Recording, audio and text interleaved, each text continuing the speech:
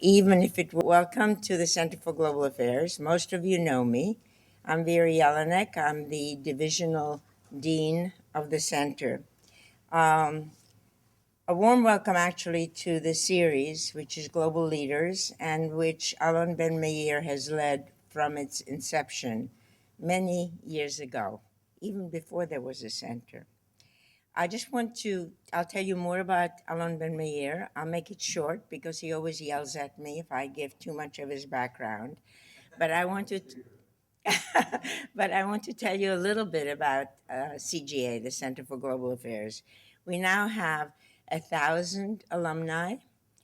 We started the center in 2004. They're working in the private sector, for governments, for non-governmental organizations, for the UN, for think tanks. I run into them all the time at conferences, at seminars, and they're the future leaders, I think. In any case, we also have current students. Some of them are in the audience with you. They're pursuing internships, they're conducting research, they're participating, doing work in refugee camps, and they too are forging ahead. We also have many of them participating in what are called global field intensives. I went as an observer to Bolivia in January. It was an amazing study tour. A group is leaving in a couple of days, literally, to Cuba. Another group is going to Moscow. And come May and June, we have global field intensives to Tanzania, to Vietnam, to Geneva, and I'm sure I'm forgetting some, and to Berlin. And they focus on different areas, concentrations that we offer as part of our master's program. So it may be energy, it may be environment, it may be development, all legal issues, international criminal tribunals.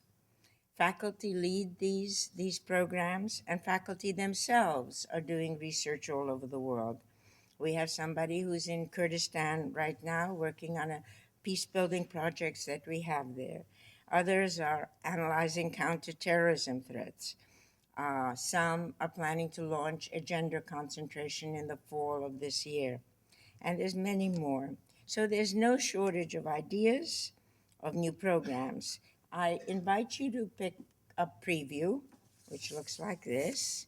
It describes remaining programs that we offer here, and you can also learn about what our students are doing and our alumni.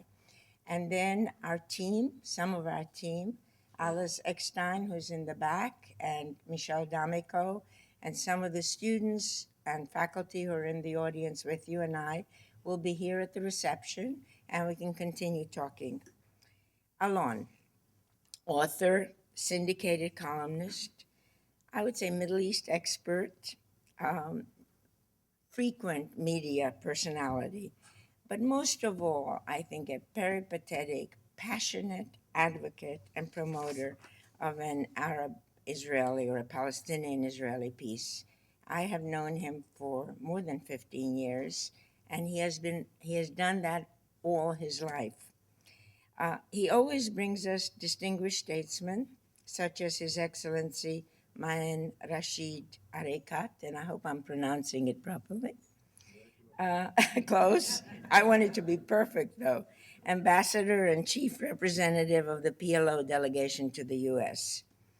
I should add that we've had the honor of hosting His Excellency Riyad Mansour, Ambassador of Palestine to the UN, on 2 separate occasions. Ambassador Areikat spent 11 years at the Negotiations Affairs Department of the PLO in Ramallah, most recently as its deputy head and coordinator general. Prior to NAD, 6 years at Orient House, the headquarters of the PLO in Jerusalem, and of the Palestinian Negotiating Team to the Madrid peace talks. He's had a phenomenal record in negotiations. He was desk officer for the US, Canada, Australia, and South Africa in Orient House's International Relations Department. He participated in the Palestinian-Israeli negotiations in Gaza, in Taba in Egypt in 1996, in Jerusalem in 1997, and at the Wye River negotiations in 1998. He has a Bachelor of Science in Finance from Arizona State University, and his MBA in Management is from Western International University. He received his diplomatic training at the Ministry of External Affairs in Ottawa, Canada in 1993 and 94, and completed a training course in good governance at the John F. Kennedy School of Government at Harvard University in 2001. I cannot think of a more illustrious history. Please join me in welcoming Ambassador Maen Rashid Areikat, Alon's guest tonight.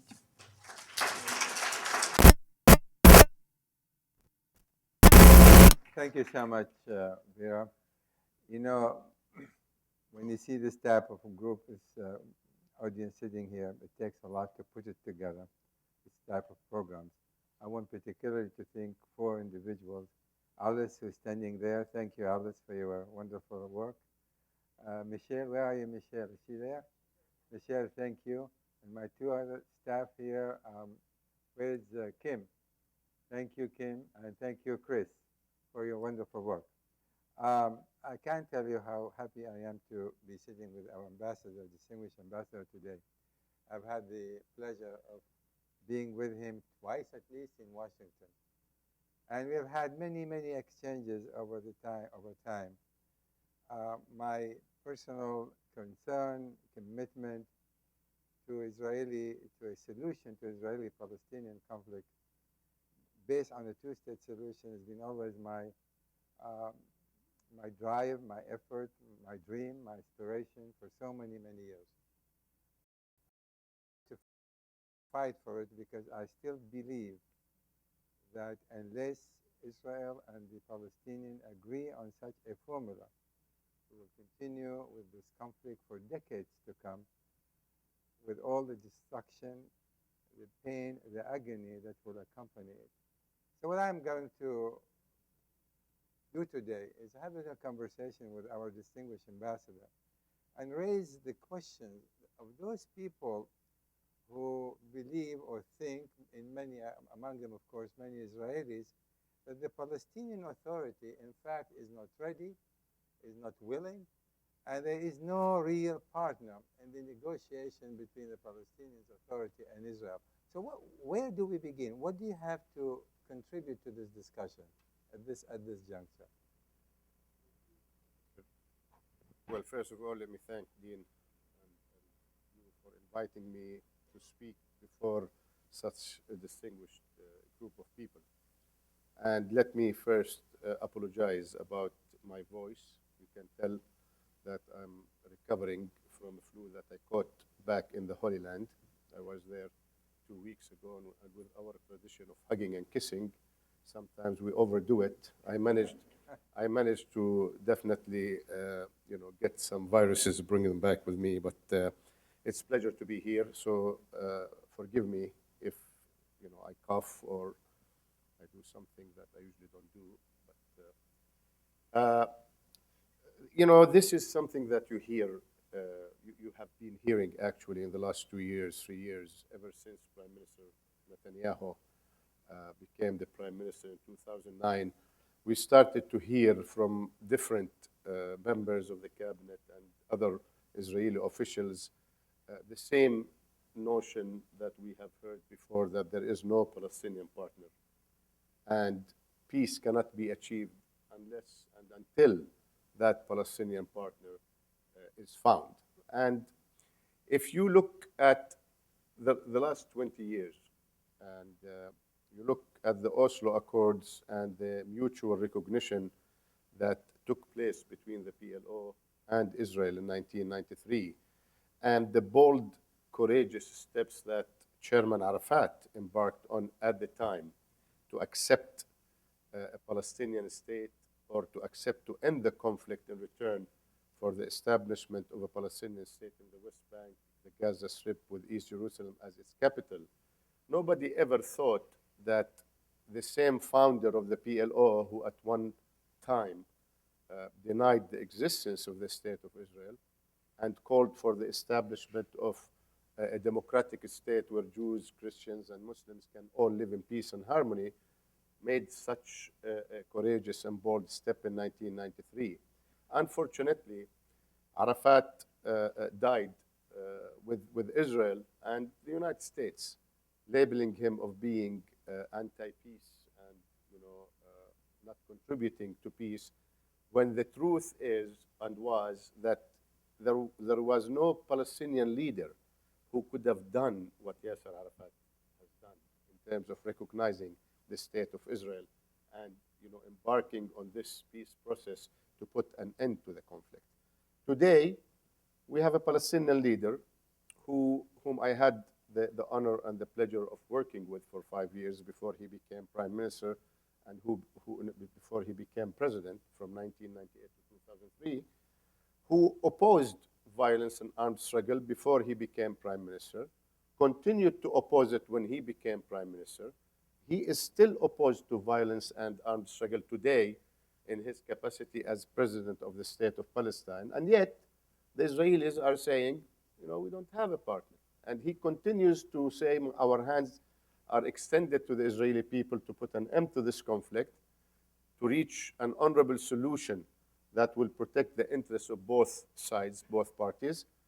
And you still hear Israelis saying that there is no Palestinian or credible or viable Palestinian leader to talk to. So let me now interject the following. I know, and you know, and many people do know that Mahmoud Abbas absolutely has committed himself to non-violent solution to the conflict. Now, many are raising now the question, what about Hamas? Hamas never accepted Israel's right to exist, and Hamas is part and parcel, and one cannot say that's not the case, of the Palestinian community. And does Mahmoud Abbas, in fact, represent Hamas? And how do you go about that? Well, Mahmoud Abbas is the chairman of the PLO. The PLO continues today to be the sole and legitimate representative of the Palestinian people everywhere. Hamas is not part of the PLO today, nor is the Islamic Jihad. Then Hamas is in control of Gaza. I mean, nearly 2 million Palestinians. True. We understand, we acknowledge that there is an abnormal situation that exists in the Gaza Strip, and we have been, for the last 6-7 years, trying ourselves, the PLO, to reach common ground with Hamas. As recently, last June, we formed a government of national consensus with Hamas. So what happened to this government? It's not moving anywhere because of the fact that the plan was threefold: to establish this national consensus government, to contribute to the efforts of rebuilding Gaza even before the war of July between the Palestinians and Israel in the Gaza Strip, and to call for elections. And unfortunately, Hamas did not turn over the responsibilities of all the authorities that they have in the Gaza Strip to this newly formed government. So nothing has been moving forward in that direction. So what's the point then of having a unity government that is in fact dysfunctional? Let me just also suggest to you, almost immediately after the formation of this so-called unity government, 2 or 3 operatives of Hamas abducted 3 Israelis. They were killed. The Israeli reacted. They abducted a Palestinian boy, and he was burned alive. And many suggest that this precipitated the war in July between Israel and Hamas. So here we're talking about unity when in fact Hamas, even though there was presumed unity, continued to operate in its own way, in its own fashion. How are we going to solve this conflict, this factionalism between Hamas and Fatah, given that many observers suggest that unless there is a true unity and agreement, it will be extremely difficult, if not impossible, to reach a comprehensive peace between Israel and the Palestinians. You are mentioning Hamas. If you look at the current Israeli government, you have ministers, Naftali Bennett, who's the minister of the Israeli Minister of Economy, I think? The Minister of Economy, that's correct. I mean, he recently said that he if he will ever become the prime minister, he will not concede 1 inch, and he will not allow the Palestinians to have a state. I mean, yes, Hamas maybe is adopting the armed, more violent struggle, but you have a minister of a cabinet elected by the Israeli people, headed by the Prime Minister of Israel, Netanyahu, who's saying publicly that I will never accept the establishment of a Palestinian state. And yesterday, Lieberman came with another statement saying that, those who are not loyal to the state of Israel, we should cut their heads off. And I want to send over all these Palestinians of 1948 who hold Israeli citizens to the Palestinian Authority to absorb them. So, you cannot, if you want to talk about odd, phenomena in both societies, you can find it. Within the Israeli government, there are factions who do not acknowledge that the Palestinians have the right for a state and to be independent. So Hamas, ideologically, still believes that the armed struggle will lead somewhere. We keep telling them that we invented the armed struggle. We started the armed struggle in 1965, and we reach a conclusion, less than 20 years later, that this is not going to lead to the realization of our, national aspirations. That's why we renounced the armed struggle and we accepted a peaceful approach to resolving this conflict, and we are still committed to that, despite all the difficulties. No, I certainly agree with you. You have Naftali Bennett, who is actually saying more than that. Not that the Palestinians cannot and will not be able to establish a state of their own. He has also said openly that he would like to annex nearly 60% of the West Bank almost outright. So you have these characters exist on both sides. But here's the does this mean that we will say, oh, okay, we will not talk to the Israelis unless they get rid of Naftali Bennett and Lieberman? Well, the only difference, I know, but you cannot, in the same way President Abbas only last week said that we don't interfere in Israeli internal politics. Whoever the Israelis are going to elect in the next elections, that's their decision, and that has been our position all along. But we cannot say that if Netanyahu wins again, we will not talk to them unless Livni and Herzog win. Yeah, absolutely. I and Israel cannot do the same thing. They cannot dictate, how the formation of our political fabric and society. We have people who are willing to acknowledge the state of Israel, recognize the state of Israel. There are still people who look at the history of these negotiations, the last 20 years, and they tell us, what have you brought us? But then there's one difference in principle. Many sitting in this audience will suggest to you Israel is a democracy. This current government did not work. Netanyahu, Bennett, Lieberman are not willing to make the kind of concession. But there's going to be a new election coming now, even the 17th of March. And perhaps there's going to be a new government. A new government may very well be more leaning toward sitting down and negotiating in earnest with the Palestinians. But can you say that about Hamas? Let us assume that Mahmoud Abbas sits down with the Israelis and reach an agreement. Will Hamas, you feel, are going to accept it and adhere to it? Well, if the agreement going to be comprehensive and will deal with all the issues and will, to a certain degree and extent, satisfy Palestinian national demands of statehood, sovereignty, agreed upon resolution to the Palestinian refugee problem, an acceptable solution to Jerusalem, the borders, everything. If we can do all that, I think we have a very good chance of selling this agreement to our people. And we said, like the Israelis did, that we will present that for a referendum for Palestinians, because any future political agreement with Israel will not only impact those Palestinians who are living in the West Bank, Gaza, and East Jerusalem, it will impact the entire Palestinian population around the world. And you are talking about 11 million people who are living all over the world. So you need those people also to accept that agreement. But let me say one more thing. I remember this debate for the last 10 years, the issue of Hamas, Abu Mazen, PLO controlling Hamas. And we have always told the Israelis, The reason Hamas is getting strong, the reason the camp, the anti-peace camp in Israel and in Palestine has grown stronger and stronger was because, we did not empower those who were fighting to achieve peace between the two sides, be it on the Israeli side or on the Palestinian side. When Hamas looks at the situation of the last 20 years and all what we see today, the number of settlers grew from 150% in 1993 to 150,000 to 680,000 today. We include Jerusalem, by the way. Israeli figures don't include Jerusalem, but to us, East Jerusalem is an occupied territory.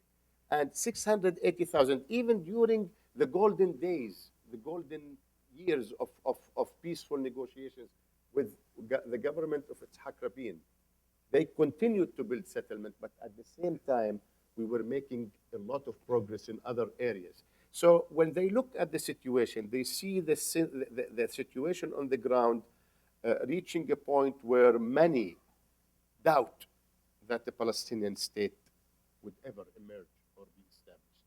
They are using that to tell the Palestinian people that this path of peaceful process did not produce anything. It only consolidated the occupation. We are too distant from realizing our objective. So when Israel did not work with the pragmatic Palestinian leadership to empower them and to allow them to show the Palestinian people that the path of peace and peaceful negotiations with the Israelis is producing tangible results, bringing them closer to independence, not closer to live in an apartheid-like atmosphere or situation in the West Bank with three different regimes, one the Israeli occupation, one the settlers regime, and the other the Palestinians with whatever areas under their control. That was a very strong argument in the hands of Hamas and others who oppose This is absolutely true. But then again, again, those who are looking at it from the other side will say to you, look, Hamas remains a violent organization, and they still, even their charter, suggest that Israel should be wiped out. So Israelis who do not believe the Palestinians will use this kind of charter as an excuse to say, we don't have a partner, why should we make any concession, because it's not going to work. I've been advocating at some time. I'd love to hear your reaction to this. There was the Arab Peace Initiative, and the Palestinian Authority accepted the Arab Peace Initiative. Not only accepted that, this is something I can tell you that I witnessed in my own eyes. Not only accepted that, when they were in Beirut in March of 2003, we sent two experts from the Negotiation Affairs Department to be with the Palestinian delegation in Beirut, Lebanon. And the language that was used in regard to the Palestinian refugee issue was crafted by President Abbas. He is the one who said a just and agreed upon resolution to the conflict. And every time they ask him, what do you mean agreed upon? And he says agreed upon with Israel. Of course, who else are we going to agree a just resolution to the Palestinian refugee problem with but Israel? We're not going to do that with any other country. So we were involved in the actual, crafting of that Arab Peace Initiative. This is very true. I mean, when it was introduced in 2002 by the Saudis in Beirut, it was 2002 initially, when initially it was introduced. The wording "just solution to the Palestinian refugee" was in fact there, but subsequent negotiation was further modified, and I agree with you. Now here, what I always felt that why the Palestinian Authority or why the Arab state were not able to convince Hamas. Just think in those terms. If Hamas were to also accept the Arab Peace Initiative, just to accept it in principle, this would have disabused many of the Israelis, or would have told them, look, we are in principle willing to accept Israel based on the basis of 242. Has any effort been made to pressure, if not to force, but certainly to pressure Hamas to adopt that, and in so doing, disarm the Israelis from their contention that here you have an organization that is not willing ever to reconcile with Israel? Well, I mean, it's not putting pressure because, we have, a certain degree of leverage with Hamas. I think again, what the argument we are using is that we tried this path. It's not going to lead us to where we want to be. But the reality is on the ground. When you go and argue with Hamas this, and they look at us and say, okay, you recognize Israel in 1993, haven't you? We say, of course, we did. We did recognize Israel in 1993. In 1996, we deleted clauses from our national charter that contradicted our peace agreements with Israel. And this was in 1996. And in 1998, we convened the Palestine National Council once again in the presence of President Clinton upon the request of the same prime minister who is in Israel today, Netanyahu. After Y River, he demanded that we meet again and reiterate the resolutions that we took in 1996, which we did. So anybody says we didn't recognize Israel is not telling you the truth. You know, Professor, that Absolutely, we did yeah. that. So when they ask us that question, say, okay, you recognize Israel's right to exist. You recognize them. And they didn't end their occupation. So why do you want us to give Israel that card now before they end their occupation? Hamas says, I will only consider ending the conflict and violence and armed struggle if the Israelis accept to end their occupation. But then again, ending the occupation obviously must be part and parcel of any kind of solution. But it cannot be done unilaterally. That is cannot be preconditioned. That's what the Israelis say. We cannot accept such a precondition. We should be sitting down and negotiate the withdrawal from the West Bank. Let us leave Netanyahu and Bennett for a moment. If you look at the Israeli, if you, this is better. I can Can you hear me now? Can you hear me? Okay. Can you hear me? Now, if you look at the Israeli political body, I mean, they are the ones who are putting preconditions. They want us to recognize Israel as a Jewish state. They want us to be completely, totally disarmed. They want to control the Jordan Valley in any future agreement. They are the ones who are putting the preconditions. We are not putting any preconditions. All what we are saying is the issue of Hamas should not be used as a pretext for not reaching a political agreement between the PLO and Israel. We have, in the past, signed all agreements with Israel in the name of the PLO. Even when Hamas won the elections in 2006 and formed a government under their control, the negotiations and the relationship with Israel remained in the hand of the PLO. So that should not be used as a pretext for not making progress. Once we reach an agreement, once Israel accepts to reach an agreement with us, we will put that agreement for referendum for all the Palestinian people, and we will continue to have a situation in Gaza that hopefully by obtaining a satisfactory good agreement, we will be able to convince the Palestinian people that this is the best way to end the conflict with Israel. Now, there were two sets of significant negotiations sponsored by the United States. Initially in 2009, 10, and in 2013, 14. Can you tell me what kind of progress has been made? Because many say, like including Ambassador Indik, I spoke with him. He said, Alon, great deal of progress have been made, but we were sworn to secrecy. And of course, I will get into that in a moment. But what sort of progress have been achieved in these two sets of negotiations? That you can reveal. That's a good question. I mean, has Israel made any concession? Let's start with the Israelis. You see, this is where you need to understand. I mean, when Israel accepts to pull back to the 1967 border with minor modifications, that's not a concession. That is something that is requested and demanded by international law, by UN resolutions, by the international community. But I don't want to get into the characterization of these negotiations. All what I know, and this is all what I want to say about the 2013-2014, is we did not reach a point where we can say that there is enough foundation to reach even a framework agreement.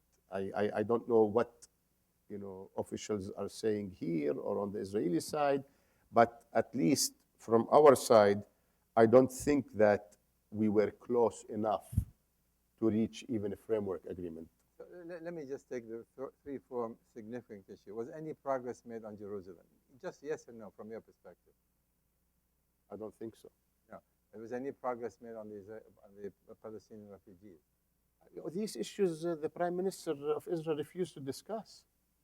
I mean, every time we brought them up, he wouldn't discuss them because they, from his point of view, these are very sensitive issues that if he discusses the future of Jerusalem, if he discusses the refugees, if he discusses the settlements, his government will not be able to survive. So was there any progress on his demands for national security, like in maintaining residual forces along the Jordan River? Was there any progress on that? On the issue of security, it is not a secret what we have proposed. What we have proposed is a public knowledge.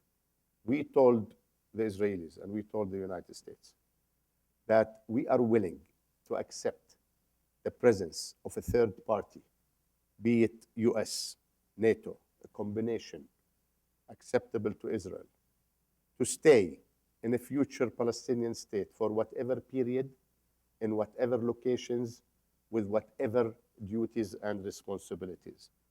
This is a major sacrifice on the part of the Palestinians to do that. But to overnight suddenly change the occupying power into a peacekeeping forces that will be stationed in our land when only a year before they were shooting our own people and bombing our own villages, is something nobody can accept. And we also said that we will be only armed, we will have only limited capabilities militarily, enough to protect our borders, enough to provide security for our own people. But we will not aim at having an offensive military power.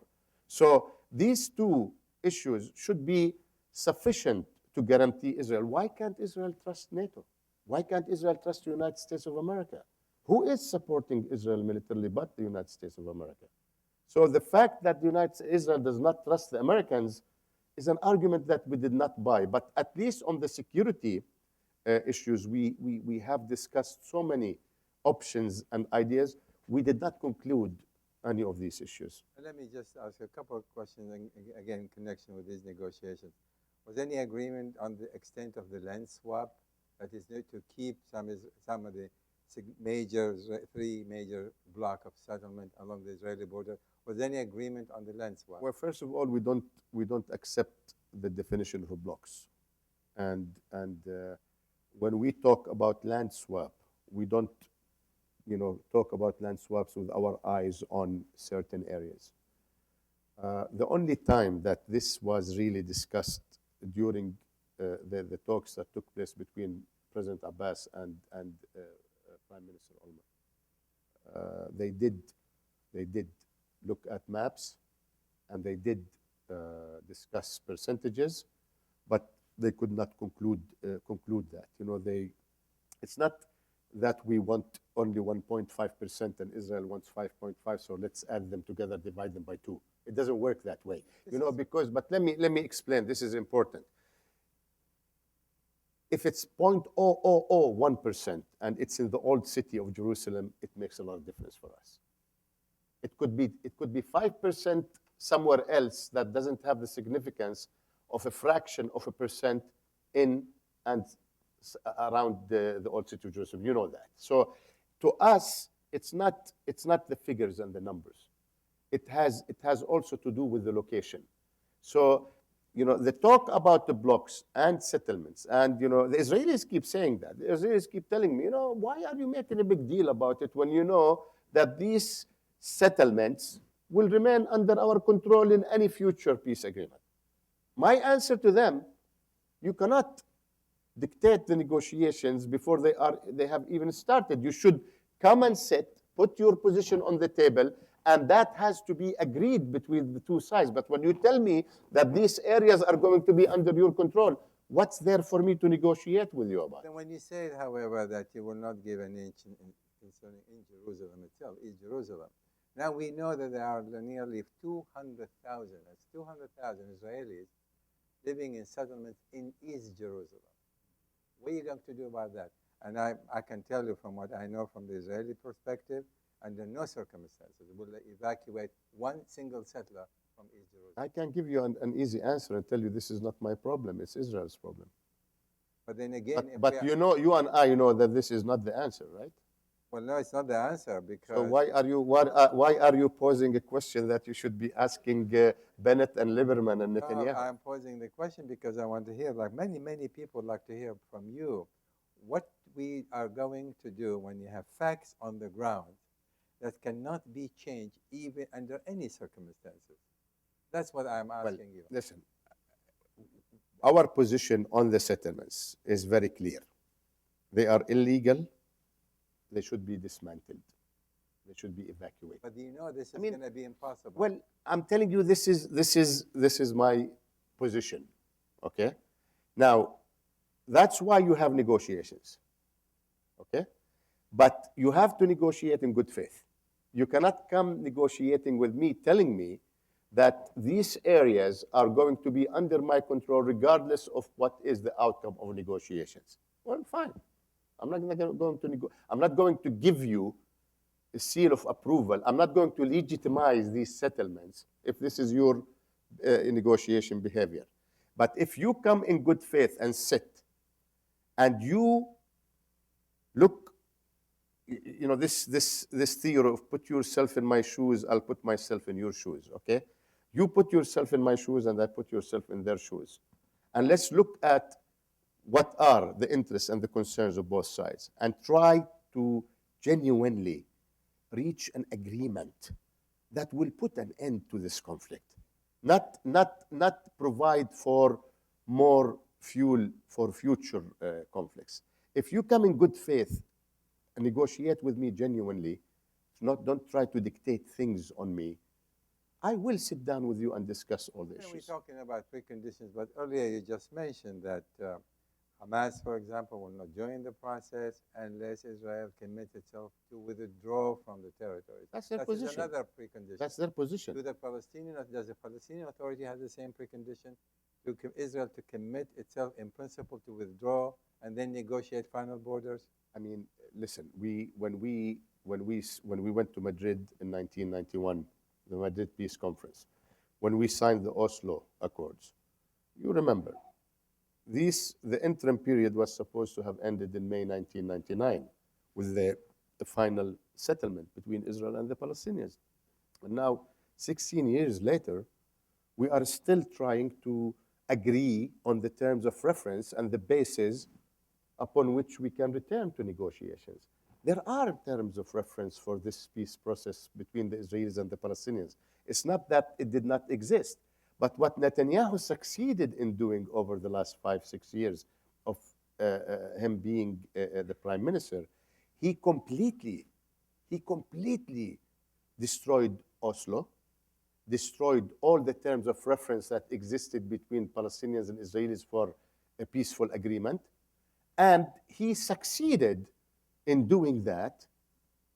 And now what we are trying to do is to somehow agree on a set of terms of reference that will bring us back to a genuine, meaningful political process. The reason we are saying that we want to go to the UN Security Council to issue a UN Security Council resolution that will specify the period at which Israel will end its occupation and Palestine will be established, because we are sick and tired of a process that took 21 years and did not produce any results for our people.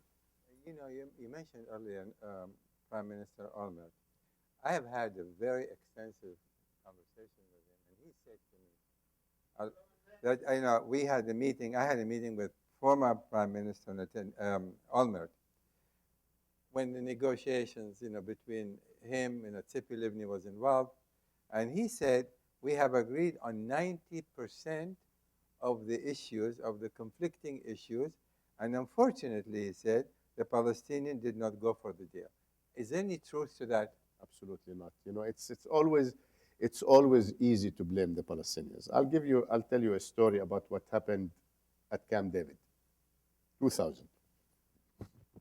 When Madeleine Albright came to Ramallah, met with Chairman Arafat, and told him that President Clinton wants to invite Ehud Barak and Arafat to go to Camp David, just to lock them in for 2 weeks to try to get something between them. Arafat told the Secretary of State, I don't think we are ready. Not us, but not the Israelis. You are, putting this thing together hastily. I don't think either party is ready for a major agreement. No, you have to come, you have to come. They put enough pressure on him in July, and I remember that very, very well, in July of 2000. Then Arafat couldn't sustain the pressure. His relationship was very good with the Clinton administration. He accepted under one condition. He said, if we come and things don't work out, Madam Secretary, you have to promise me not to blame the Palestinians for the collapse or the, the failure of the negotiation. It's not that he was predicting it, but he was afraid that we will be blamed. And she told him, I promise you, we will never assign blame to anybody. Okay? We come to Camp David. Now, I don't want to get the details of Camp David and what happened at Camp David. The talks fail. And the first thing that happens, Prime Minister Barak blames Yasser Arafat, and then a few hours later, President Clinton comes out publicly and say that Arafat, balked, and we had a deal and we could have done it, but he wasn't ready, he wasn't prepared, and everything. And now you have the myth of Camp David that Israel offered the Palestinians something that was maybe better than what the Israelis offered before, but it was never close to what we would have accepted. Not only Arafat would have refused that, any Palestinian would have refused that deal that was offered at Camp David. What do you say to what the then Prime Minister Ehud Barak, who was negotiating at Camp David, when he said that we, again, like Olmert said, 8 years later, 9 years later, that we have agreed on everything, practically, including, this is a very important point because it always has been the sticking point, that is the right of return. And apparently he said that Arafat agreed in principle that only 25 or 30,000 Palestinians can go back to Israel over a period of 5 years. But when he was asked to sign on the dotted line, he said, I have no authority to sign on behalf of the next generation of Palestinians. Is there any truth to that? No, the numbers were discussed between Olmert and President Abbas.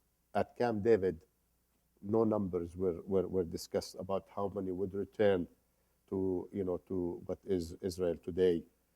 Nobody discussed these numbers. Numbers were discussed when President Abbas and Olmert were talking. By the way, what Olmert is saying that, when he presented President Abbas with all these ideas, he talked about the maps and the percentages and everything. President Abbas looked at him and said, listen, I cannot give you an answer unless your offer is in writing. Give me something in writing. If you are making an offer, put it in writing. And I challenge you now to get from Prime Minister Olmert something other than what I'm telling you, that he never put anything in writing to the Palestinian president or the Palestinian leadership. This is the absolute, and I agree with it. It's always been the problem. And in talking to Indik, I said, do you have anything in writing? He said, we have an agreement and we sworn to secrecy, will not reveal some of these details. Now, let me add just one more thing. I mean, I'm just remembering things. When this offer was submitted, they used to meet one-on-one. They will never have any assistance with them, just President Abbas and Prime Minister Olmert. And then after they finish the meeting, when their aides and assistants sit with them, they start remembering what they discussed. Sometimes they will take notes, and then they will go back and ask, if there is something that is not clear. I remember at the time when this, supposed offer was made, that we submitted an official memo to the Israeli side with 14 questions. 14 questions, 1-4, about all the ideas and the suggestions that Prime Minister Olmert presented orally to President Abbas. And we asked the Israeli side to give us clarifications on these 14 issues or questions. Until today, we have not received an answer. So you cannot come and blame the Palestinians. There is always two sides of the story. I think maybe we should look forward about what is needed now. I mean, the lessons of the past are there for us to to learn from, but what is at stake right now? Well, let me say the following. Suppose, I mean, it's likely, it's not unlikely that Prime Minister Netanyahu will form the next government. He just yesterday reneged on two things that he said. He reneged on what he said at Bar Ilan in 2009, that he endorsed the two-state solution. He said he never did. That actually it was a document written by Tzipi Livni at the time. And then he also reneged on a commitment he made just a year and a half ago, suggesting that there was an agreement on borders, on Jerusalem, just about everything. Now, if he's going to be re-elected, he forms the next government, the likelihood that he and Bennett and Lieberman and their cohorts were not going to sit down and really sit down and negotiate seriously with the Palestinians. Now, what are you going to do? What is the plan? What is the strategy of Mahmoud Abbas going forward? Well, first of all, our strategy will continue to be, adopting a peaceful, non-violent approach to resolving the conflict. We will never, as long as this leadership is there, and everything comes to an end at some point, But as long as this current Palestinian leadership is in power, they will never advocate violence or armed struggle against Israel. Because, again, we know that it is self-destructive and it is not going to help us to achieve our objectives. So that is a strategy. It will not change.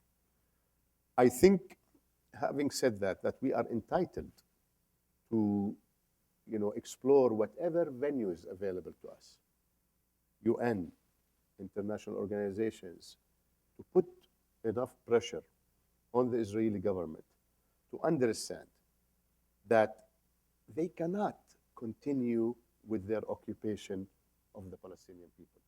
They cannot continue. Last week he came here and spoke about Iran. I liked what many commentators said, that what happened, of course, the main mission was Iran. It wasn't Palestine or Israel-Palestine. He wasn't planning to talk about that. But that delusional, feeling or impression that the Palestinian issue, the Palestinian people are going to just go away, and that he can really carry on with business as usual, ignoring that only 20 kilometers away there are people who are under occupation, being humiliated daily, their rights are denied, is not going to be sustained in there. So our objectives are to use political diplomatic means to create enough pressure on the Israeli government to understand that the continuation of their occupation is going to be costly. It's not going to be cost-free. Right now, this current Israeli government thinks that they can keep the status quo, Israel is prospering, security is under control, and then we can keep that status quo forever, and then one day the Palestinians will give up, throw the white towel, and say, hey, Prime Minister Netanyahu, please, whatever you say, we are going to accept. Obviously, that's not going to happen. Now, in the end of the second set of negotiations with sponsored by the U.S., led by John Kerry, the Secretary of State, he actually blamed Israel that it was Netanyahu who in fact, put the roadblocks in these negotiations. And so it was clear, and of course there was, tension was created between Israel and the United States as a result of that. And now you are talking about going to the United Nations, and you did go to the Security Council seeking recognition of a Palestinian state, and it was the United States who actually blamed the Israelis for the failure of the second set of the negotiation, who opposed the Security Council from endorsing the creation of a Palestinian state. Now, in your new strategy, I'm sure you're talking to the Americans. And even today, Americans still say officially that the only way to resolve the conflict is through negotiations. And I know you don't buy into that at this point, because the prospect of Netanyahu sitting and negotiating a deal with the Palestinians is practically zero. Not only that, Professor, not only the Israeli, the United States needs to change its also approach and behavior. That's my point. I mean, Israel, of course, I mean, you know it, we know it, this current Israeli government, and if it continues after March 17th, they don't have on their agenda anything to deal with the Palestinian-Israeli conflict. Do you foresee the possibility that the United States at one point will, say in the Security Council, if not veto a resolution, will abstain? Do you foresee that possibility? I don't know. I cannot predict. Israel is a domestic issue in this country. It's not a foreign policy issue. You know that. We know that. If it wasn't a domestic issue, why would the Prime Minister come and address Congress and they will give him 27 standing ovations when they know that he is directly challenging their own democratically elected president? Where does this happen but in the United States? And that is absolutely true. It doesn't happen but in the United States. Absolutely true. How can a foreign leader, regardless of who he represents, regardless of the gravity of the issue, regardless of the seriousness of the problem, can come to the very chamber that represents the American people and sit there and starts, undermining the president and accusing the president and calling him but in the United States? Well, this is true, and So I know. you want to tell me to predict what the United States will do with Israel? My point though, we know and you know that without the United States shifting its position, if there's a government led by Netanyahu, and even more moderate government, may not go as far as you would like this government to go, still the United States may well have to do something different. What effort are you making in order to persuade? How do you say min tummak lassama? From my mouth to God, yes. From your mouth to God, that the US government will decide to do something. This is the cause of our frustration. Okay? For 22 years now, the opening position of the United States is always like, they understand, they appreciate our position, their position, they know this must be done, they know this should not be done. And then, like in the recent round of talks, you told me if we talked about Jerusalem, if we talked about refugees. The United States came to us and said, well, he is willing to mention Jerusalem, but not East Jerusalem. He is willing to mention this, but not that. Why? Because he doesn't think it's appropriate now to discuss these issues. It could bring down his government. Oh, really? What about our own public and constituents, and who are not happy with the way we are conducting things too? So the United States will always try to tailor things according to what Israel can accept and cannot accept. And this is the fundamental reason this 22-year-old bilateral process sponsored by the United States has failed. It is time we take it to the United Nations. It is time we take this conflict to the international community. The U.S. will continue to be an important player. Don't misunderstand me.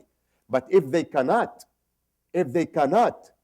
broker this conflict and agreement, broker an agreement that is satisfactory based on the parameters that you and I and everybody in the streets of Tel Aviv and Nablus and Ramallah and Haifa know, why should we continue to rely on them? This is true. Now, there are people are saying, and I was one of those who been advocating for some time, the United States ought to present a type of a framework for peace based on prior agreements from 2000 to 2008 and 9. After all, the Israelis and the Palestinians agree on a number of issues. Shouldn't the United States now, after this election, present a framework for peace and basically tell the Israelis and the Palestinians, this must be the foundation on which we have to build some kind of a solution?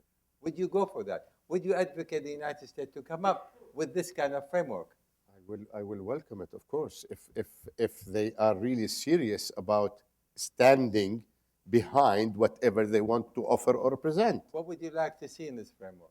What you would like to see in the same thing that you would like. I haven't said to anyone your students in the Global Affairs Center, the Center of Global Affairs, can put the parameters that both Palestinians and Israelis will accept. I promise you, my position on this is quite known all over.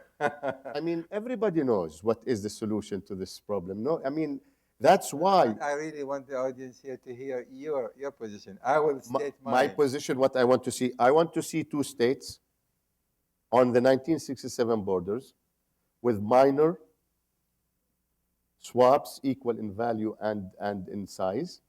I want to see the old city of Jerusalem being put under a special regime where the three religions, Christians, Jews, and Muslims, can practice worship freely. And East Jerusalem, the capital of future Palestinian state. West Jerusalem, which is not the capital of Israel still, nobody recognizes Jerusalem, not even the United States, as the capital of Israel, will finally become the capital of the state of Israel. The refugees, very simple, just and agreed upon. And Yasser Arafat in 2003 published an article in the New York Times, an op-ed, in which he said in 2003, when he was accused by Ariel Sharon of not being a partner and undermining peace and security, he said that we want a solution that will not undermine Israel's demographic balance. We all understand Israeli demographic concerns. And then, water is easy to resolve, okay? These are the security, like I told you. And you also agree to compensation and or resettlement of the majority of the Palestinian refugees as a part of a deal. We agree to resettlement, compensation to the majority of the Palestinian refugees. 194 calls for, compensating those refugees who return and who do not return. So if for example, a Palestinian refugee chooses to return under a hypothetical condition or situation, they are still entitled for compensation. But something has to be done, of course. Something has to be done in order to compensate those Palestinians for the losses, for the suffering that they endured, for whatever. I don't know. I'm not an expert. Well, as a matter of fact, let me tell you, one of the reasons the Israelis did not accept the Arab Peace Initiative, the government, is because of the clause of 194, which was actually mentioned even in the Arab Peace Initiative. And 194 calls for the right of return. It did not speak about, and this was in the addendum. It was not actually in the resolution itself or the proposal itself. And this has been a point of contention for years and years and years. And this has to be overcome in one form or another. How shall we go about it? Because it has been and will continue to be the sticking point. I'll tell you how we can do that. I understand exactly how the Israelis feel about that. I mean, it's amazing that the Palestinian will understand how the Israelis feel about an issue that is the crux of our conflict with them, which is the 700,000, 750,000 Palestinians who became refugees as a result of the creation of the State of Israel. I think there are so many creative ways to resolve that conflict. Our objective would be to maximize the choices that are available to the Palestinian refugees. Of course, the bulk of them will return to a future Palestinian state, and we said to the Israelis, this is something that you will not interfere with. If we want to bring 10 million, there are not 10 million, but if we want to bring 2 million, we will bring 2 million to a Palestinian state. You have no right to veto that, okay? And then you have to work with the Palestinian refugees who are scattered around the world to see what is their best option. Listen, we are realistic. We are realistic. We know that a Palestinian refugee who left in 1948 and who wants to go back, things have changed significantly. Their villages don't exist anymore. Israel destroyed 425. They erased them from the face of earth after 1948. So some of these refugees who left from villages, their villages don't exist anymore. We are realistic. What we want to do, we want to put an end to that bleeding issue so that this cannot be used in the future as a weapon by others in order to torpedo or undermine whatever peaceful agreement we want to reach with the Israelis. And we want to do that. And I mean it. I'm not saying that tactically. We want to do it in a way that will also take Israeli interests and demographic concerns into account. Nobody is asking, like, the Israel says, to flood Israel with 5 million, 6 million Palestinian refugees. But you need to resolve that issue if you want to put an end to this conflict between us and the Israelis. There is going to be an election. Suppose Netanyahu, hopefully, well, I'm expressing my views now, loses. There will be a government led by Herzog. What would you do in order to begin a process? What would you say? What would you do? Would you reach out, or you will be waiting for the Israelis to come back to you? Well, we have a habit of reaching out to each other. Even under the most difficult circumstances, we always reach out to each other. And we were talking before we came here. I told you when we mentioned the elections that we were very much disappointed in 1999 when Ehud Barak won the elections and the same prime minister lost in 1999. And it took Prime Minister Barak about a month and a half to form his government.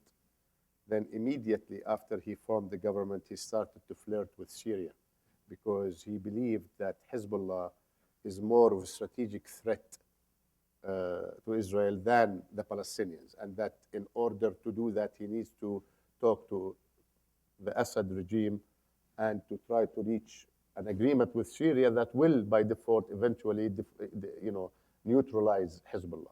And spent 6 months, 8 months trying to do that. Then when he couldn't get anything with the Syrians, he remembered that there is a simmering issue called the Palestinian problem next door to him, and he came back to us, and that's when, we went to Camp David, and unfortunately things did not. So I don't want to be disappointed. What I want, the way I will judge any future Israeli government, I don't care who the Israelis will elect, but the way I will judge any future Israeli government is by how much they are willing to commit to a comprehensive, just, and lasting peace that will allow for the end of the Israeli military occupation, the establishment of a sovereign, independent, viable Palestinian state that can live side by side in peace and security with the state of Israel. This is how I will judge any future. I've seen Israeli politicians talk about so many things that I liked, but once they were in power, they didn't follow through with that. And therefore, I don't want to jump to conclusions. I am watching the situation there. It's an Israeli choice. And what I expect from the Israeli government, the future Israeli government, to commit Israel to a comprehensive, lasting, and just peace that will end the conflict with the Palestinian people. If they want to continue to talk about Iran, about Pakistan, about Argentina, about Ukraine, they can. But it's only the Palestinians who will provide Israel with security and peace. Nobody else. Just one other question. Suppose Netanyahu does form the government, and were you prepared now to go to the International Criminal Court, with even though the United States may well object? They objected and they couldn't do anything. It's already, we are beyond objection. We are going to be members on April 1st. I asked them to change it to April 2nd because of April Fool's Day. Have you filed now a complaint? No. Official as yet? No. You haven't? No. Why you haven't? Because we can't do that until we become officially a member on April 1st. But you're planning to do that? I cannot divulge that information. Can I divulge the information? Maybe maybe if you give me a call, I can discuss that with you. But no, seriously, there is a committee that was established to representing different segments of the Palestinian people, civic society, everything, to prepare for future steps at the ICC. On April 1st, we'll become official members, but again, the decision to file cases against Israelis is in the hands of the Palestinian leadership. Fair enough. We have about 20 minutes, actually 15, because I'd like to make a certain summary. The ambassador, and for the first time, I'd like also to summarize a couple of points. But I'm going to turn to the audience. We have a few questions we can entertain, but I must insist that it'll be a question, no commentaries at this point. Other than you can say, you said so, what is your, and then ask the question, please. Because I'd like to entertain 7, 8, maybe even 10 questions if we can, possibly can. Go ahead. I'm very much interested in I'm very much interested in the different versions of world history, of Arab history, essentially, that are at the root of this conflict. Because the Palestinians see themselves as, they're righteously indignant. They say, well, we've been occupied, et cetera, et cetera, et cetera.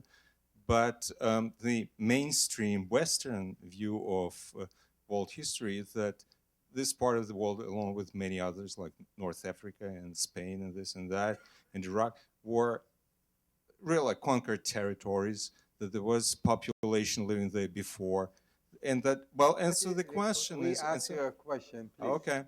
And the question is, how do Palestinians, in view of that history, that Arabs actually occupied it at a certain point of time, deny that the Jews or anybody else had prior, lived there prior to that and had legitimate right to it?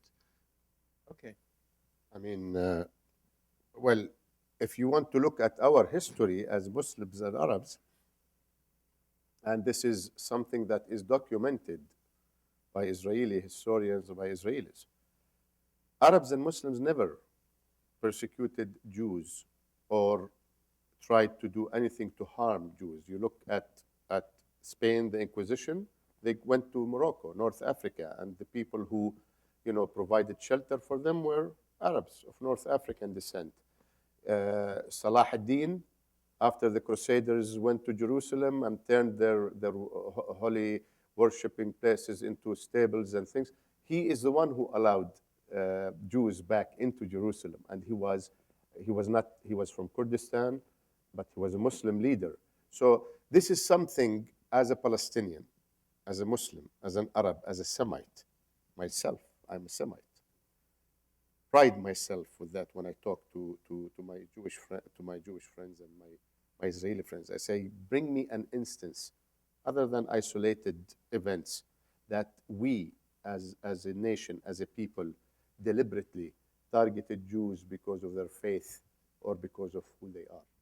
So I am calling for a Palestinian state that will live side by side in peace and security with Israel. After that, Israel can call itself whatever they want. They can call themselves whatever they want now, as a matter of fact.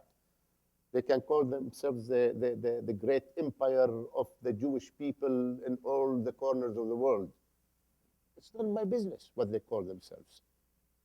So I am for a state of Israel living side by side with the state of Palestine.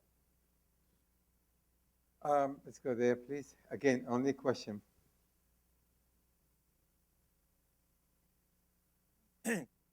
Excuse me. When will you decide to recognize Israel as the Jewish state?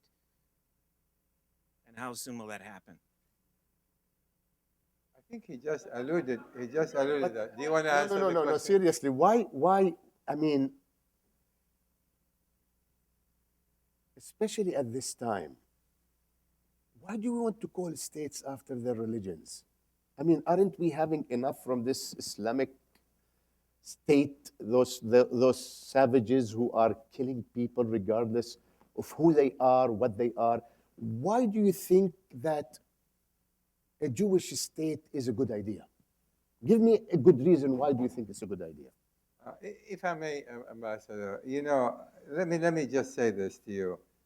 When the partition plan took place, 1947, there were two. The plan called for the creation of a Jewish state and a Palestinian state. Arab state. Arab state. So please understand, Israel as a Jewish state was recognized as such when it was created in 1948. And Israel does not need the Palestinian to recognize it as a Jewish state. Israel will remain Jewish state, in my view, only through sustainable Jewish majority. That's what it's going to take. And I think the ambassador is absolutely correct. I don't mean to defend you. No. But I mean, you look at the situation today, and everything that is being done by this Islamic State is in the name of my religion. I don't even think that these people are human beings. I don't know if they follow any religion.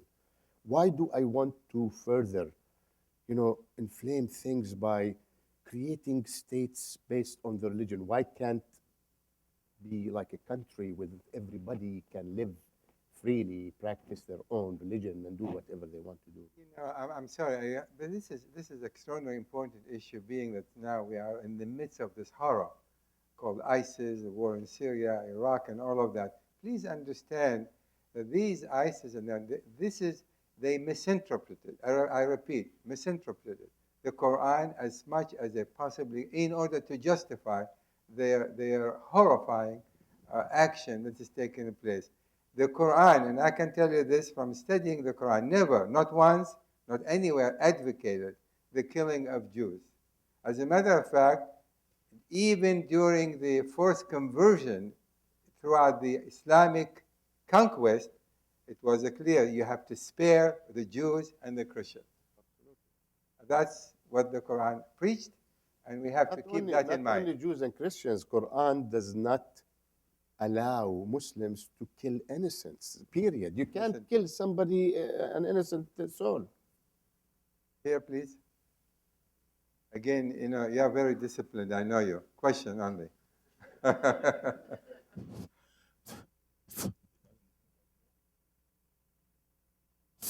Okay, a question. There will need to be a momentous event to break the stalemate between Israel and the Palestinians. You all stick to your narration and to your narrative. Like Sadat coming to Israel, what in your opinion will be such a thing that will break this stalemate and they'll sit at the table and really reach a conclusion? Why could it be done the other way? Netanyahu recognizing a Palestinian state. I didn't say it doesn't matter. That would be a monumental If this is your step. opinion, fine. If this is your answer, fine. No, when Sadat did that in 1977, at the time I'm someone who opposed him, because I thought he was going without knowing what he will get in return, and he ended up only getting the Sinai desert from Israel. Yeah, of course, but at the time you were talking about a united Arab position, you're talking about the Golan Heights, the West Bank, Jerusalem, other things. But I think it always takes two to tango. Okay? We cannot, what more you want from me as a Palestinian when I tell you I want to live side by side in peace and security with Israel in secured boundaries, 1967 borders, end the conflict, end all historical claims. Our president keeps saying that. ending all historical claims. He keeps saying that. That means close the chapter. That's it. So why can't we expect an Israeli leader to have the courage to come and tell the Israeli people that, you know what, we cannot continue to rule these people forever. We can't subjugate them against their will by force, violate their rights on a daily basis. It is time. We tried everything. We tried war, we tried confrontation, we tried. Why can't we try ending the occupation? Maybe it will work. And then you have the upper hand. If it doesn't, we reoccupy again. That's a good formula, isn't it? Yes. And just to correct the historic record, when the President Anwar Sadat once came to negotiate, the Palestinians were invited as well to be part and process of the negotiations, but they refused. They refused then. They did not want to negotiate. But again, time has changed since then. And this is the problem. We cannot just, we would like to think of the past as being, we're stuck with the past. We have becoming prisoners of the past. And we're not prepared to look to the future and say, well, reality on the ground has changed. If the Palestinians rejected then, well, they're now willing, ready, and able to sit down and negotiate. Let's take the question from that gentleman there, please. Thank you. In your opinion, Ambassador, what is the main reason why Israel does not want to sit and negotiate with Palestine without the presence of any international organization or the United States? Well, I don't think when you say Israel, I wouldn't say Israel and generalize and say, meaning all Israelis. I know Israelis who, when I talk to them, they actually share my views, and we agree almost 100% on what is needed to be done in order to put an end to this conflict. I think, unfortunately, the current Israeli government, ever since the Prime Minister Netanyahu took office in 2009, this government has been drifting further to the right. And today you have a strong, vocal minority in Israel, which is dictating the policies of the state of Israel. I don't think the Israeli people want this conflict to go on forever. I think they want to see an end to that conflict with the Palestinian people. But unfortunately, this current Israeli government believes that the existing or the current status quo of no solution, keeping things on low fire, managing the crisis and not resolving the crisis, can go on forever, and that with building more facts on the ground and time passing by, it will be difficult for the Palestinians to claim that land for a future Palestinian state. So they believe that time is on their side. I think they are wrong, because time is not on their side, and neither is it on our side. I'm not saying that we have to sit also idly by, for time to go by, and that demographic balance changes, and the non-Jewish population of that land will be a majority. I think we both need to take action, and quickly, especially given what is happening in the region. Because, what is happening in the region, I tell my Israeli friends that you are not immune. Don't even think that you are immune. Nor are we as Palestinians. It's true, it's quiet right now in our areas. But if these changes, quick, fast changes continue in the region, both Palestinians and Israelis will be swept away at one point by all these developments. And unless we do something to protect ourselves and to shield ourselves from what is happening by ending this conflict and trying to open a new chapter in our relationship, we both, at one point soon in the future, will be vulnerable to what is happening in the region. This gentleman here, please. No, hold just one moment. Wait for the mic. Please limit yourself to a question. Isn't what you were saying just now really just part of the problem? I mean, I think if you're a typical Israeli, you're looking around and you're saying, I've got Hezbollah on one side and Syria on the other side, and not really friendly Egypt or even Jordan. And that just solving the Palestinian problem doesn't really solve the problem. But There's a- who do we have instead of Hezbollah now? Who is growing in strength instead of Hezbollah? Compare Hezbollah to ISIS. Look back, go back 10 years ago, okay? In 1999, if Israel and the Palestinians managed to conclude that final status agreement and made peace, who was threatening Israel in 1999? Iran wasn't there even, although Netanyahu came in 2002 to try to advocate his policy about Iran 5 years, and now 13 years later, he's still saying 2 years and 1 year or whatever, okay? But in 1999, the only concern Israel had is the Palestinians, because they are the ones who are sharing the same land with them.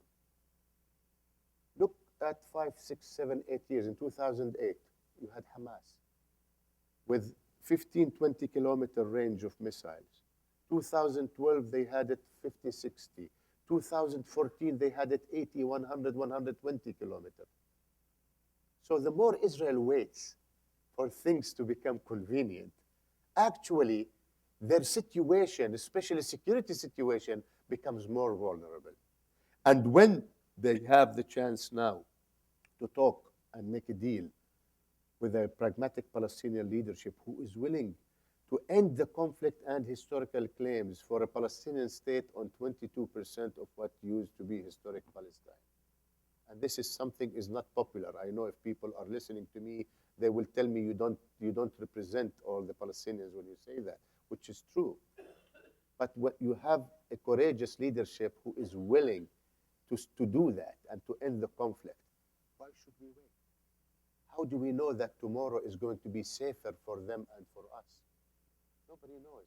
But from looking around us, one thing I can tell you, tomorrow and after tomorrow will be much riskier and much more dangerous. Oh boy, I have 15 hands in there. We're going to take a lady there because so far only male spoke. The gentleman in the front here had his hand raised. This gentleman. I will. We'll get back to you. Again, only a question, please. Yeah. Out of This is just a respect. question. Thank you for your comments, and I was wondering if you could give us some more, I guess, what your point of view is on the role of civic society and especially youth, because I know there's a lot of on the grounds peace work foundations, One Voice movement. And I was just thinking what your view is on that. About the role of our civic society? Yeah, the role of civic society on both Israel and in Palestine, and the role it plays on the resolution of the unfortunately, conflict. today there is not much activity going on.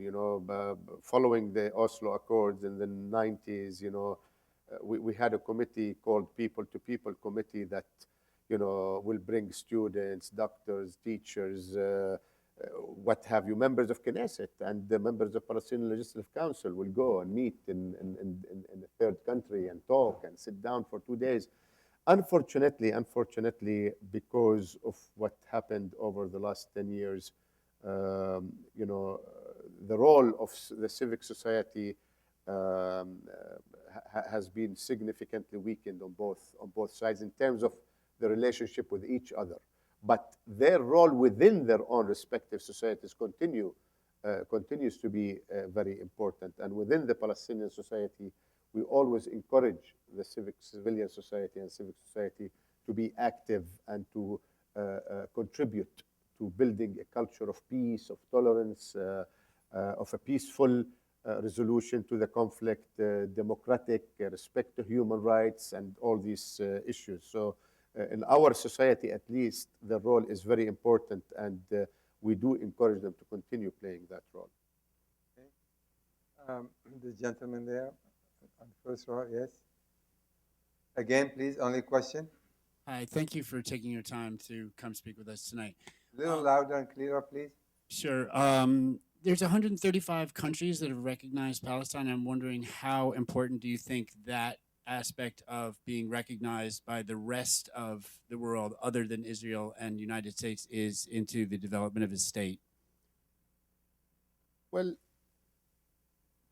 eventually we would like to, get Israel and the United States to recognize us. I think, but the United States and Israel should not use that as, what is a word? To use it so that they can continue to delegitimize us. Actually, they are the ones who are trying to delegitimize us, not us trying to delegitimize them. When the United States say that we do not qualify as a state and we should not be admitted at the ICC because we don't have what it takes to become a full member state. I mean, okay, you can say that. They said that with other countries before, and they ended up talking with them and signing multi-billion-dollar deals with them. So eventually they will come, to the conclusion that they have to recognize the Palestinians and their state. And Israel has to do that. I liked what one Israeli, I forgot who it was, who said, if I were Israel, I would be the first country to recognize the state of Palestine. Because this is the most important step to put, to lead to an end to the conflict, is to recognize that the Palestinians have a right to be a state and to be independent. Let me just make one correction. There are 135 countries that, in fact, recognize the Palestinian as a state, but it is not enforceable. You need the Security Council to recognize the Palestinian state, even if the United States on its own and Israel on its own recognize the Palestinian state will not be enough. The Security Council will have to pass such a resolution. But of course, if the United States decides this is what's going to have to be, the rest of the world will follow. Yes? But Professor, if I may say, absolutely. Countries can bilaterally recognize each other. So in the case of Sweden 2 months ago took the unprecedented step of recognizing Palestine as a state on the 1967 borders and everything. So although the becoming a full member state of the United Nations needs the approval of the Security Council, each state within the United Nations has the right to bilaterally recognize any state they want without the approval of the UN Security Council. Okay, back there, where is it? Please limit yourself to a question. Good evening, sir. How much would you consider a unified government with Hamas a prerequisite for successful negotiations with Israel?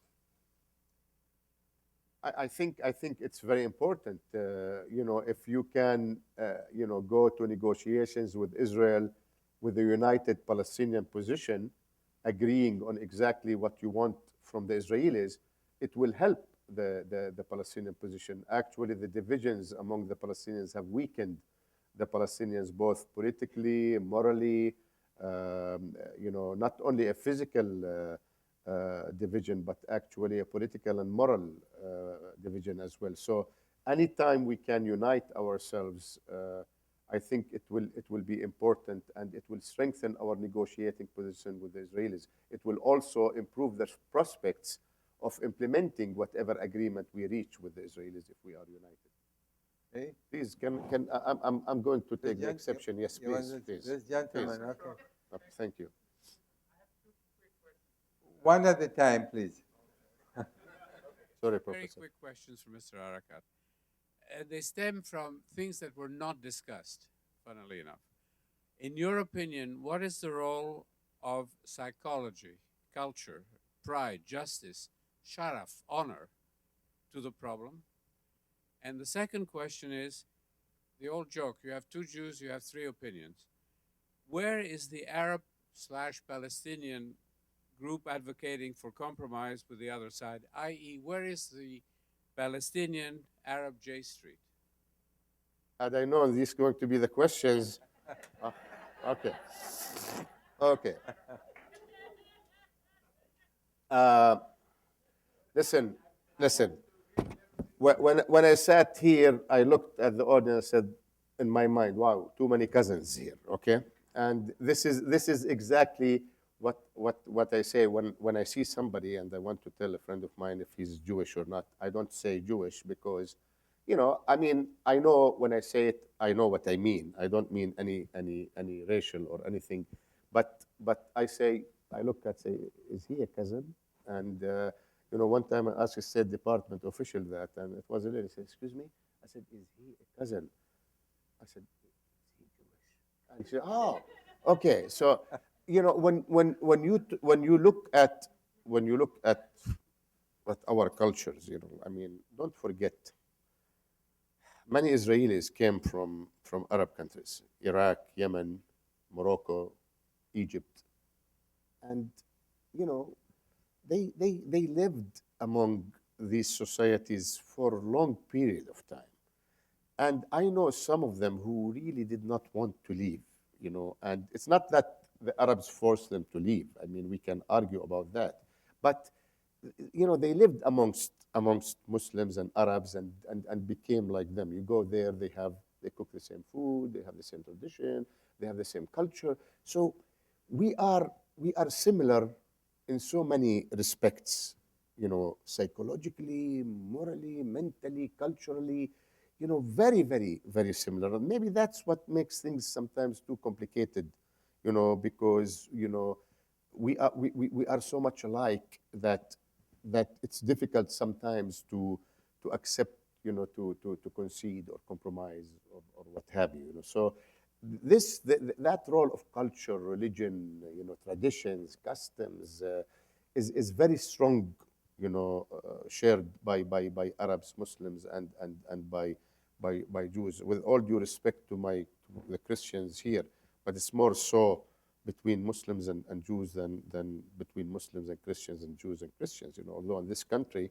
it's a different situation because you manage to get integrated and to become part of the society that you are an integral part of the American society. On the issue of J Street, I mean, I respect J Street and I admire what they are doing, and their gala dinner is coming up on the 23rd of this month, and I'm very close to them.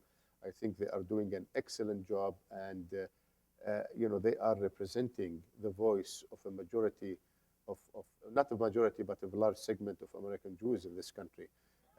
For us, I think also among the Palestinian society, you see a lot of people, I mean, who were involved in contacts with Israelis and who opened channels with Israelis until today. I know people who bring delegations to Ramallah to sit with the president's students, members of Knesset, all different segments of the Israeli society, journalists, to sit and talk, and they are promoting that exchange between Palestinians and Israelis at all levels, and they strongly believe in the benefits of such a dialogue between Israelis and Palestinians. So they are there, maybe not organized like J Street, but at the individual level, you see many of them who are very active in that regard. In like APAC. APAC.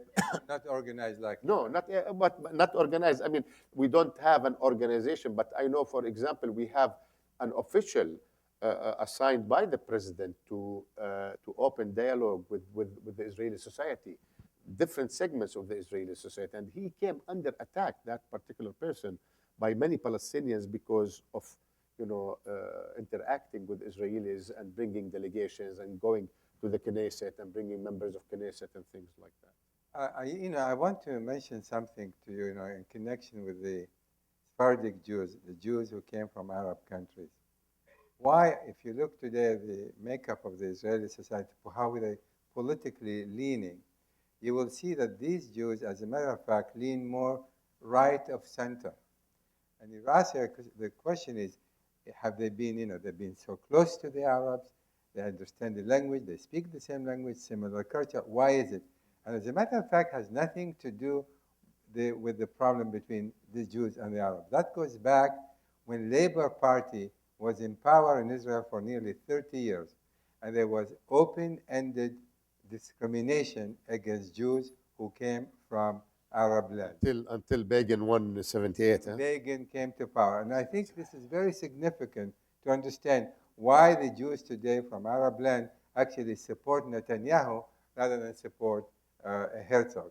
And this is a real problem. And I just want to mention one thing about what you just suggested, the psychological dimension. You know, my staff there will be sick and tired of hearing the word psychological dimension because we've been dealing with this for now the last 2 years. There's a psychological dimension to every conflicting issue between Israel and the Palestinians. Historically speaking, religiously speaking, problem of the refugees, there's the psychological dimension. Unfortunately, and I see it regrettably, if not tragically, neither side have been able to deal with that psychological dimension throughout this conflict. And I feel very strongly it's time come. And as a matter of fact, I will be talking to the ambassador here about this, having a conference, in fact, to deal with this dimension, because unless the two people begin to mitigate the psychological dimension of the conflict, it will be extraordinarily difficult to actually deal with the real issues on the ground. You know what's an important step for that to happen is not to demonize the other side. And unfortunately, what we have seen in Israel in the last few years is that attitude of us and them. We are the good, the civilized, and they are the evil, the dark forces. We are better. You know, this mentality, this approach, anywhere in the world, if there is a conflict on one side, try to demonize the other and to portray the other as being the evil and you know, try to exploit that to their advantage, you can never reach any reconciliation or understanding. The first step for that is for both sides to understand that we are human beings, we have mutual interests and concerns, we have to respect each other. Accept for yourself, accept for the others what you accept for yourself. You cannot, you know, say that I want this and I want to deny the other side the same thing that I'm entitled for. So that would be a very important first step in order for something like that to succeed. And I agree with you, if I may, you know, the other tragedy is that both sides passed on their sense of victimhood from one generation to the next. And you know the tragic situation today, if you go to Israel and the Palestine, and you speak to kids at the age of 10, you know what they say? As if they experience a Nakba, a Palestinian at the age of 10, as if he or she experienced what happened in 1948, and a Jew, a young boy, will tell you as if he or she experienced the Holocaust. Right. This is the tragedy today of the Israelis and the Palestinians, and you can blame only the leadership on both sides over so many decades that have passed on this victimhood, and that is another significant psychological hurdle that must be overcome. May I take a couple more questions, if it's okay with you, Ambassador? Fine. Let's go to that gentleman there, please. Yes, you passed him. Again, only a question, please. Yeah, two questions. I just want to know, Ambassador, do you think Abbas was better than Arafat as a leader for the Palestinian people? And question number two, do you think the Palestinian government is able to guarantee security? Or do you feel that what happened in Gaza might happen in the West Bank if they do give up land or two-state solution? Who will guarantee the security? Well, Guarantee security of what the Israelis always say that. Okay, if we have a state, you mean? Yes, I mean have a state. Yeah, sorry about that. Well, I mean the first one. President Arafat was the symbol of the Palestinian people. Okay, he is the one who put the Palestinians on the map. Okay, I mean, people may disagree with him. We live in a democratic society, but he is the one who revived the Palestinian cause and he's the one who put the Palestinians on the political map.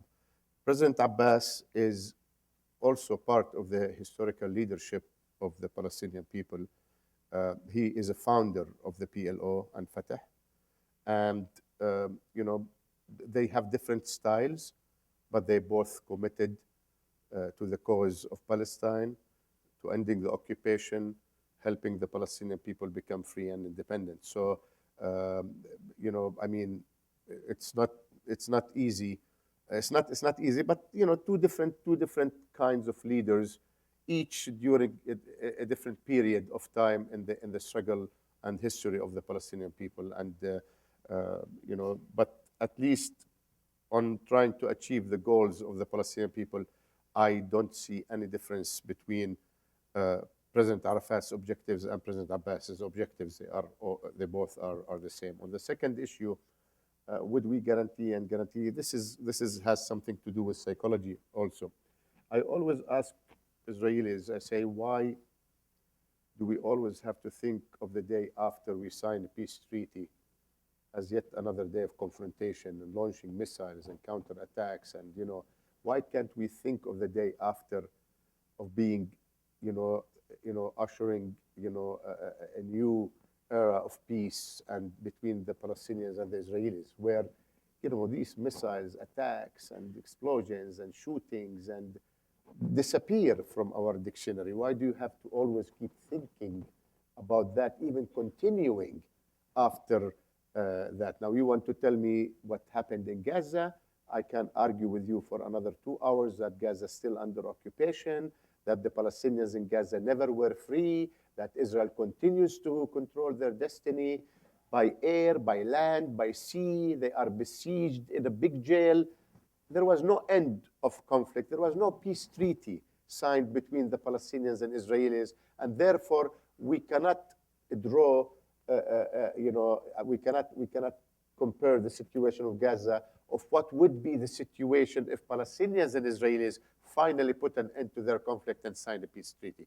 At that point, you expect both people to coexist peacefully, and neither one to try to attack the other. Let me just add one other dimension, because it's very important to understand. This is a very good and important question.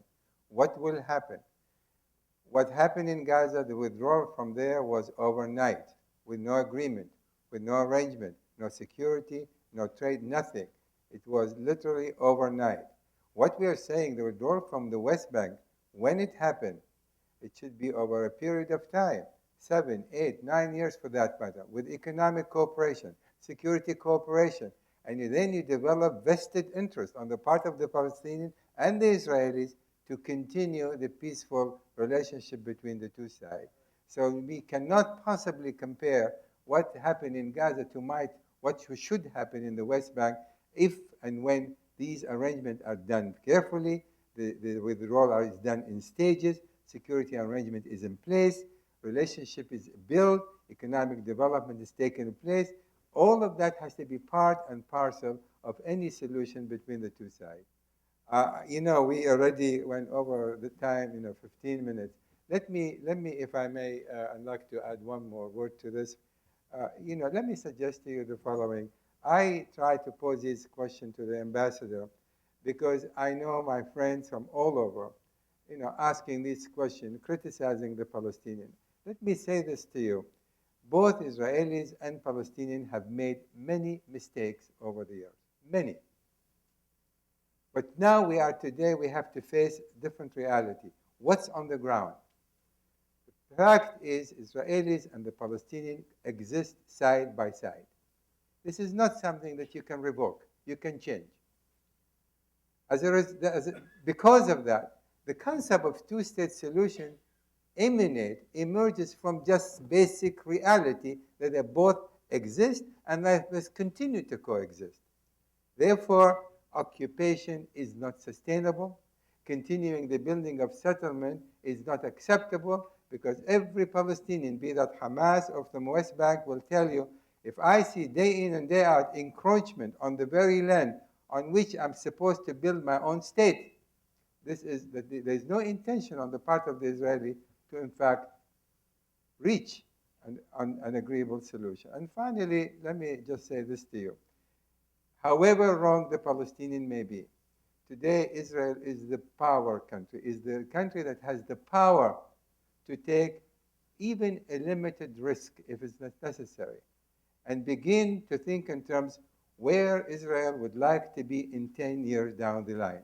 And I give you my word, if you ask any Israeli leaders, right of center, they will not have an answer where Israel should be in 10 years down the line. And that is a tragic. So the time has come, in my view, for the Israelis and the Palestinians to have this type of conversation and begin to deal with the reality on the ground. Do we really want to have a fifth generation of victims? That is what's going to happen. Something will have to change.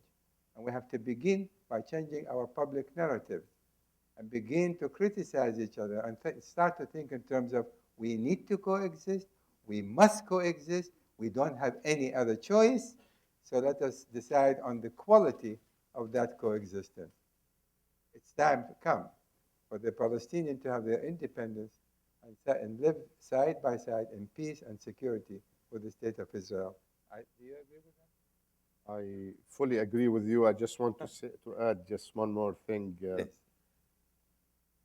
I strongly believe in the role that the American Jewish community can play. And I think what we have seen last week here in Washington is part of the power play that is taking place in this country. Israeli politicians, Israelis know how important this community is for Israel. And hey, I can never ask you not to be concerned about the safety and the well-being of Israel. That's something that you have been doing and you are entitled to continue to do. But as a community that cares about Israel, I think you should do all what you can do to marginalize those forces within your community who are so short-sighted that they don't even know what is in the best interest of the country that they claim to support. By getting involved, by using logic and reason, and by showing that you care, you should continue to urge the government of Israel to put an end to that conflict with the Palestinians. Because you mentioned something, some Israelis said, I don't care where Iran will be in 20 years. I want to know where Israel will be in 5 years and 10 years. That is more important question to me than worrying about Iran and Pakistan and Afghanistan and what have you. I think, this is the question. Israel is in that part of the world. In order for them to continue to be in that part of the world, they really need to make peace with their neighbors. They cannot continue to aspire to be part of the Western world, of Europe and the United States, while they live in the Middle East. It doesn't work like this. They have to make peace with the Palestinians, with the rest of their neighbors, and with everybody in the region in order to become, I'm not going to use the word legitimate, but to become a natural player and country in the politics of that region. But they cannot continue to be part of the West and part of Europe while they're still living in the Middle East. And there is an opportunity to do that now. And I think we should all, I don't agree that we should put off things. We don't have the luxury of putting things off and defer things, because things in the Middle East, from our experience, can happen really, really fast, and they can get out of control really, really fast. The way things went out of control in July started with this incident, the reaction, and then the reaction, and then there we have full-scale war. 2,200 people were killed, 10,000 wounded, 400,000 became refugees, and this is something we want to prevent at any cost and to avoid at any cost. Neither the Israelis nor the Palestinians can afford to continue to pay this heavy price for a political conflict. It is time that we put an end to that conflict. Thank you so much.